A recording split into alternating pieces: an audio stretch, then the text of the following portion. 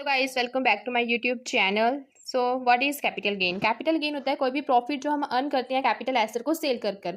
Capital asset like land हो गया, building, machinery, इनको सेल कर कर हम जो भी प्रॉफिट को गेन करते हैं उसको हम कैपिटल गेन कहते हैं। लेट्स टेक एन एग्जांपल कि आज अगर मैंने बिल्डिंग खरीदी है 1 लाख की, कल को अगर मैं उसको सेल करती हूँ, मान लो 2 लाख की मैंने सेल कर दिया है, उसके ऊपर जो मुझे 1 लाख का प्रॉफिट हुआ है वो प्रॉफिट मेरा क्या है? कैपिटल गेन है। और कैपिटल गेन हमारा कोई स्टॉक है जो ट्रेड में है वो नहीं होता, जो पर्सनल इफेक्ट मूवेबल प्रॉपर्टी है वो नहीं है, जो लैंड कोई अंडर क्राइटेरिया के अंदर आ जाए वो हमारा कैपिटल गेन नहीं होता।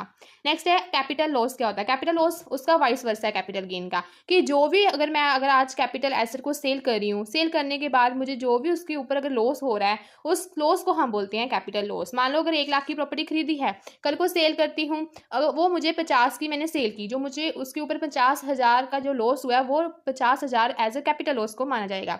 लेट्स टेक एन एग्जाम्पल कि मान लो जब हमारा परचेज प्राइस सेल प्राइस से ज़्यादा है तो अब हमें क्या होगा? Capital loss. और जब हमारा परचेज प्राइस कम है और सेल प्राइस ज़्यादा है तब हमें क्या होगा? Capital gain.